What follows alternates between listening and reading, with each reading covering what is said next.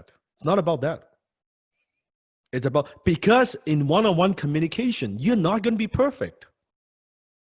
You're not going to be all 100% perfect. It's not about that.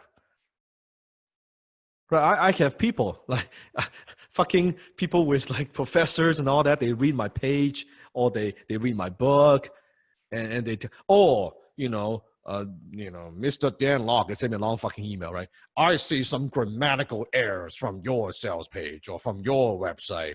And I think, you got to have, represent yourself professionally and you got to make all these changes and all this stuff. And I'm like, dude, listen to me. How much are you making now? Do you know how much I make? How much your writing makes you? How much my writing makes me? Case closed. Goodbye. I'm not interested in opinions. In fact, if there's some typos, it's converting sales, I ain't fucking changing that shit. It's working. Maybe when I make it all correct and all properly, all proper grammar, it might not sell as well. So why the fuck would I change it? It's working. Does that make sense? This is all your mental bullshit. That's so awesome, Sifu. I just want to say that's the funniest thing. It's mental bullshit. I have people. I cannot tell you how many times that people, Mr. Dan, your FU money book is, you got some, I know there are typos in it. I know that. I cannot tell how many times people tell me there are typos and this and that. Who gives a fuck? It's a best-selling book. It is a best-selling book. Notice, keyword, it is a best-selling book. It's not the best writing book. It is a best-selling book. I'm not a best writing author. I'm a best-selling author. Damn. It's about closing. That's the outcome we want. That's the objective. Don't get too hung up on this stuff. And I can tell you, people criticize your copy. They criticize your page. They ain't buying shit from you. They're not the buyers. You think the professor is going to buy? He's not going to buy. So who cares the opinion if someone's not going to buy? Hello? You think if I change the words, are you going to buy? No. They ain't changing shit. Doesn't matter what they say. It doesn't matter. Chances are, by the way, like these English major professor, whatever, guess what they're trying to do? They're trying to close me to hire them to edit my stuff. That's what they're trying to do. They're saying, pay me X, I'll help you edit a book. Pay me X, I'll help you edit a page. And I say, unless your writing makes as much money as I do, I ain't interested in you touching my stuff. Like, hello? Like, no offense, they're probably me more money in a month than they make in like their fucking, I don't know, a decade. You know what I mean? Like, I'm not interested in what they have to teach me about writing. My words, my writing impacts more people than they could ever imagine. When we reach millions and millions and millions of people every month. And the students that I've impacted, they're not thinking about, hey, Sifu, you have one little typo here, or you forgot a period here, you forget a comma here. Nobody gives a shit. Isn't it true? Isn't it true? It's not. People pay attention to those things. They don't get it. They do not get it. Okay, if you imagine this, we are 2 hours in. I'm not even halfway. My goodness. Okay, let me drink some green tea here. My goodness. This is awesome stuff, Sifu. I hope everyone is getting this and taking a lot of notes. Like, really, it's all about your audience. Who cares about the haters, right? Who criticize your writing? It's all about connecting with your audience. Okay. Are you learning something new? You're getting value? Good. Secret number 6. Pain instead of pleasure. Most copywriters, even back then when I was starting out, I like to focus a lot on pleasure, because human beings, if you study psychology, we only do things for two reasons and two reasons only: either to gain pleasure or to avoid pain. Those are the two biggest motivators that we have. We either do something so that, let's say we go on a vacation, we want to gain pleasure, right? Or we do something to, let's say we have a headache, we take a painkiller, we want to avoid pain. It's one of these two things. One of these two things.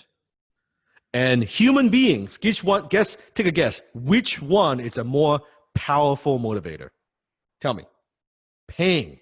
That's right.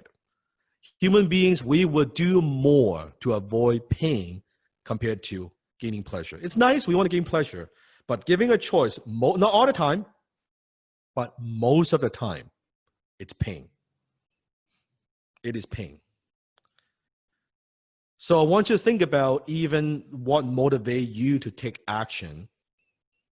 Think about the different things that you buy, different decisions that you make. Think about your daily life. Do you do more things to gain pleasure, or do you do more things to avoid pain? Right?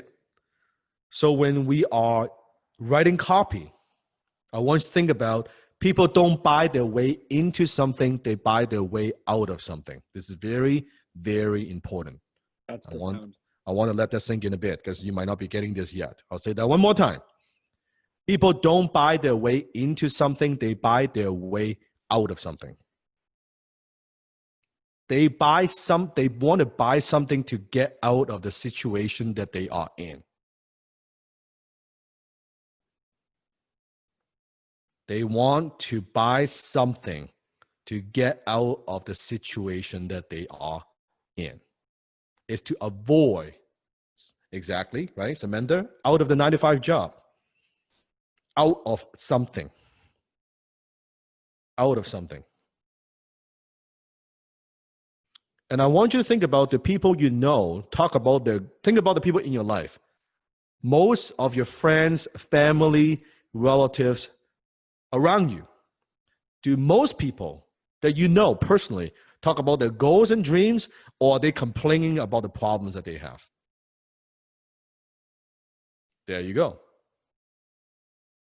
There you go. So if they are complaining about the problems that they have, an easier way to get their attention, if we're selling to anybody, is to find out what are they complaining about, and then you use that message and put it in front of them. You put it in front of them. Talk about their problems. Then they immediately resonate. Oh yeah, how do you know that is my problem? Well, then let's talk about if you want to solve this problem. Aha. Okay, questions so far? Let's see if you have any questions. Put it in the chat. I'll do a little bit of Q&A. Let's see.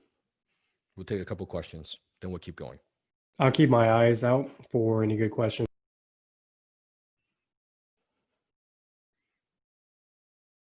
Curtis is asking, how do you close a copywriting client? A copywriting client, just like any other clients, doesn't matter. Your consulting client, it's the same. My philosophy, my motto, all my students know is very simple. Add value before you ask anything in return. If you're a copywriter, instead of trying to convince people how good you are, in the beginning of my career, was in my early 20s, after I learned from Alan, I started my own one-man advertising agency. Well, how do I get my clients? It's very simple. I add value before I ask anything in return. I call that do or die copywriting, right? Where I basically qualify business owners, not broke, and approach them and say, you know what, let me rewrite this page for you. If it doesn't make you more money, don't pay me. If it makes you more money, can you pay me X? That's how I got my first batch of clients. And that's how I hone my skills. Everybody trying to get money before they deliver results. I said, let me deliver some results first before you pay me. Now, During that time, have I been taken advantage of? Have I written some stuff and people don't pay me? Absolutely. But no one can take away my skills. No one can take away my lessons. That's the difference between a scarcity mindset versus a abundance mindset, right? Which goes beyond than what we're going to talking about, right? I go more in depth about that in High Tea Closer, but I'm not worried about that. That person who took advantage of my copy, right? Who didn't pay me, those people, that's okay. They are, guess what? Guess what? Those people still struggling, still broke, save a few dollars. Versus the Dan Lok today, what does that tell you? Whose philosophy is more impactful? Whose philosophy is more effective? Simple. Okay, question. All right, I have a few listed out here. Patrick asks, is it bad for a website page to look and feel like a classic long sales page? So I picked this question because I'm sure a lot of people have this question. They're wondering about how to balance good copy, compelling copy with design for their website. Good question. Now you notice a lot of my pages, they're still long form, but we test the shit out of it, right?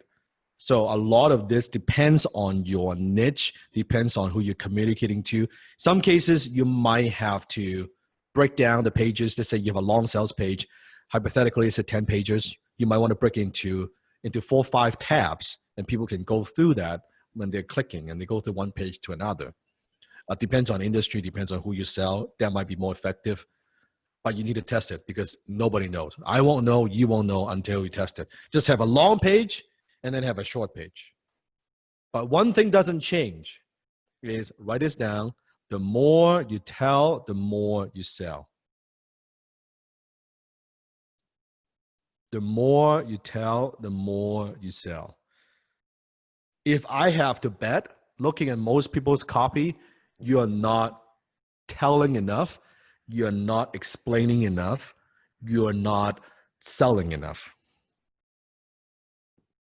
I would strongly agree with this. Because you would say, oh, it's too long. Nobody reads this stuff. You are not your customer. You are not your customer. If your stuff is boring, 1 page is too much. If your stuff is compelling, 16 pages is too short. Just like reading a book. If it's a good book, you want to read 200 pages of it. You cannot put it down. It's a bad book, the first page, like, this is shit. This is boring. I don't want to read this. So it's not about the length. It is about how good your copy is and how compelling your copy is and how much selling. It's like my closers, my high-tech closers. They ask me all the time, Sifu, how long should the closing call be? Like, I'm selling a 10K package.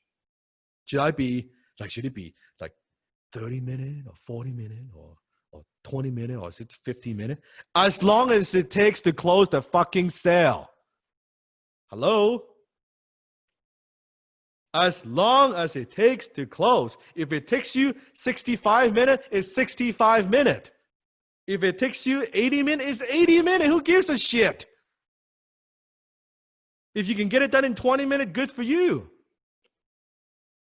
You're focusing on the wrong thing. As long as it takes to get the job done. I would rather you write too much and then edit back and edit it down. Because I bet if I look at your copy, I can bet 9 out of 10, you're not writing enough. It's not compelling enough. It's not long enough. Your problem is not length. Your problem is too short. I would rather you write as much as you could. You can always edit it back. You can edit it down. Because you know what, this is I'm going too much here. Like, or here, I'm just going on and on. On here, it's like, I'm losing my audience here. So let's take that out. You can always cut that out. But when you only have like 5 paragraphs to work with, what do you take out? So write more. Write more. You can take out stuff. Do you follow what I'm saying? Good. Let's do one more question. We're going to move on. All right. So another one that I found, a couple of people asked this, Ambrose, Nick, a few other people, they were asking, how do you improve and practice copywriting for your business, or, you know, if you're a copywriter yourself? One of the greatest, I'll give you 2 or 3. That's a very good question. I'll give you 3 tips. Okay. The first tip is this, where you actually handwrite. You take good sales copy and then you handwrite it and you just copy it. I learned this from my mentor, Alan. And Alan, he taught this to hundreds of people. Only 2 people ever did it. I'm one of them. You take good sales copy and you not type, not on a computer, not on a laptop. You write. You grab a pen and piece of paper, you print that out, and you actually handwrite it. This is extremely powerful. What happens is this. At first, when Alan taught this to me, I'm like, this is fucking stupid. Why do I need to handwrite this shit? Right? Because my ego, right? I'm a young guy and I thought I know it all and all this shit, right? But listen to your mentor. Listen to the Sifu. So my Sifu taught me this. He said, just handwrite this. I said, all right, I'll do it. Right? I don't want to do it, but it's like, okay, fine, I'll do it. And first, I write the first few letters. And I'm like, I don't get this. Right? Why do I handwrite this? It's like it's so slow. It's taking a long time. Suddenly, when I'm writing, something clicked. Somehow I got immersed, and I think it's building it's making those connections in my kind of like nervous system. Suddenly, I can imitate the writer's voice, the copywriter's voice. I could feel what he is feeling when he's writing this. It's a very surreal experience. It's like, okay, I am getting this. And I could almost, before even looking at the next paragraph, I can write what he wrote. I'm making those connections because at first, to be great, you need to just imitate other people. Learn the basics first. So that's number 1. Handwrite copy. Great, proven. Next example, the Wall Street Journal ad, sold $2 billion worth of subscriptions. Isn't that a good ad to handwrite, right? Copy with the handwriting. And you do that, and you'll be like, because it's one thing to read it, but when you write it, you're like, okay. You will start building a rhythm. So that's tip number 1. Tip number 2, you need to start building your swipe file. What do I mean by your swipe file? Any good copy that you see, it could be direct mail, it could be email, it could be like email myself. We have our team, Steven, all the time. We have actually an email account where we subscribe to a lot of different entrepreneurs, companies, marketers. And we're on their list. And we actually create all these folders. Whenever we get the email, we will archive them. So we're building up this massive, I call them the vault, right? Virtual vault of ideas and copy and everything that we have. And myself, like my library, Steven's been to my library. My library is a goldmine. My library, it is a goldmine, literally. Because I've collected so many proven pieces, ideas, copy. You won't know, believe. I go back to like from long time ago, from a lot of different master copywriters, right? Like I have probably in my library, I don't know, maybe 50-60 of these 3-ring binders that I have, all with like different copy and sales pages and stuff. I actually have people. I've had like entrepreneurs who offer me $5,000 just go into my library, sit there for a day. Then I'll give you $5,000. Just let me be in your library for a day. I don't even need you here because they know what I have. right? A lot of stuff that I have, it's you can't get it. You can't even buy it with money, right? So what happens is when you build up your swipe file, like I could go into my library, I can pull out a binder, and that binder, let's say, has the Wall Street Journal ad or whatever, like it would have like three binder, it would have maybe, let's say, 30 sales letters or 30 marketing messages and ads. That 30 ads have produced could be like, 100 million, 200 million, $1 billion in sales. Imagine I have that to go to. Now, you won't get that overnight, but you need to start building that right now.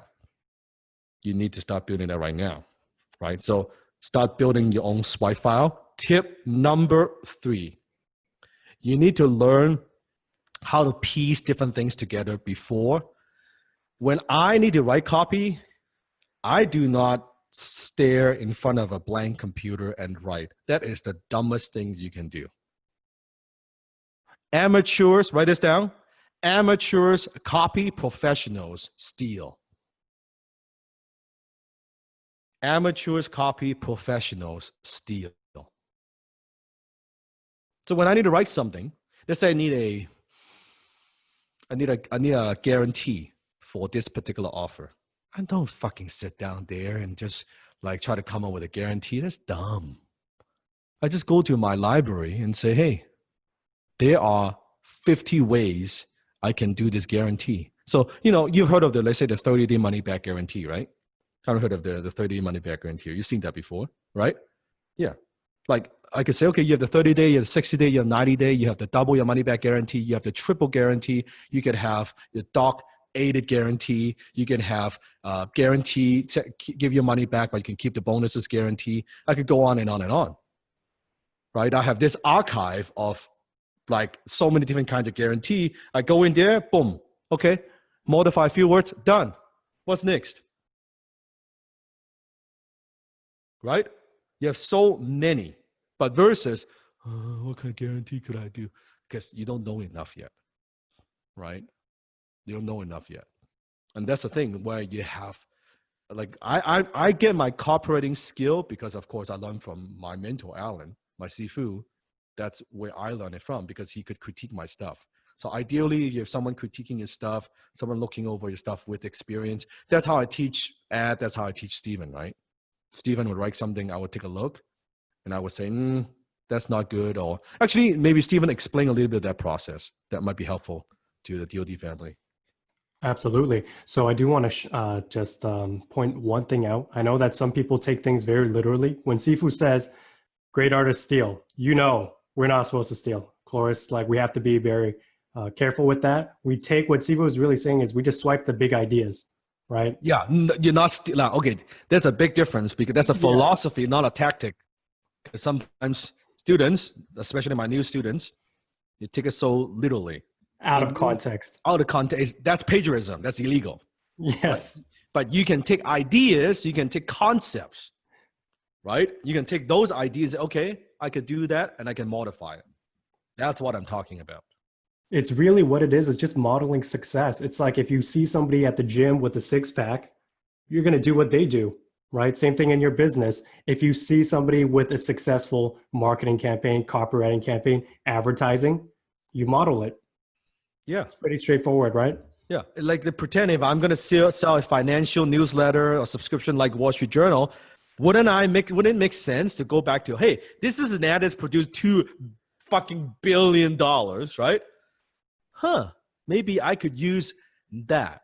And instead of using the two, like I know I need a contrast, I need two characters, right? Two people. I just come up with a slightly different story and just do that. But I swipe the idea of the two people story. And I can apply that to anything. Now, this is kind of fun. Let's say let's say test that concept. Because then on demand is a subscription model, isn't it? It's a subscription model. So I'm like, okay, if I want to do that, maybe I would say, hey, Steven, let's come up with something where we actually, in the beginning, instead of just what we have now on demand, let's split test a page, two people. Let's start with two people. One with a tenacity with a desire to develop high income skills versus the other person who don't have a high income skills, I could easily do that kind of parable, right? Does that make sense? I can totally easily see do it. that. Right? Boom, right there. I take That's a proven cool. concept. They sold $2 billion worth of stuff, put it into data on demand. We can get it going. And there you go. I've got a proven concept. You guys see how that works? You guys see how that works? I can So easily do it. we're borrowing that big idea and applying it to data on demand. Are we going to sell a Wall Street Journal? We're not, but because we're selling a subscription through data on demand, we can swipe that idea. Mm-hmm. Mm-hmm. And Isn't that's that what cool? I'm talking. But you won't know what to swipe if you don't have a big archive, right? And you're not going to get that overnight. And see, that's the difference. The 97%, when they see these ads, let's say they buy a magazine, they read the article. The 3%, we read the ads. When I get mail in the mailbox, most people, they go to the credit card bills, statements, all that stuff first. I go to the junk mail first. I look at the ads first. I look at, okay, this is an interesting piece. Look at the envelope. Most people, guess what? They think it's trash and they just throw it away because their awareness level is too low to recognize what is important. The bill doesn't make you rich. The bill just makes you more poor. But this, I turn trash into cash. That's the difference. I look at the junk mail, it's like, this is interesting. That's a very nice envelope. I like how they have the teaser copy in the outside envelope. That's a nice headline. That's a nice order form. Do you see the difference in mentality? How you look at different things? I can't help because that's my mindset. When I go into a restaurant, Jenny knows when I go into a restaurant, one time we were in a restaurant, in like a fancy restaurant, and we're sitting down, we're having a nice, like kind of like a date, a dinner, and very nice environment. And I'm looking at the menu, right? And I'm talking to Jenny. I said, you see this? Damn, this is good copy. I said, how they describe, the lobster, right? How they describe the seafood and like, look at this. This is so awesome. And you see the pricing, how they put this first. So there's contrast pricing, right? And then the waiter walks by and is talking about the daily special, the wine and all. Damn, I'm like, hold on a second. Say that again. I'm taking my iPhone. I'm like, say that again. I said, that's a good fucking script. Say that again, right? And then James like, can you just give it a rest? Can you fucking turn this off? Can we just have a nice dinner? I said, we will have a nice dinner, but you finish the pitch first, waiter, right? I'll give you extra tip. I'm awesome. serious. I cannot turn it off because it's the way that I think. People see things as just as it is, but my mentees, high tech closers, Sifu sees things like the Matrix. I see the green code. I see things that people don't see. I see money.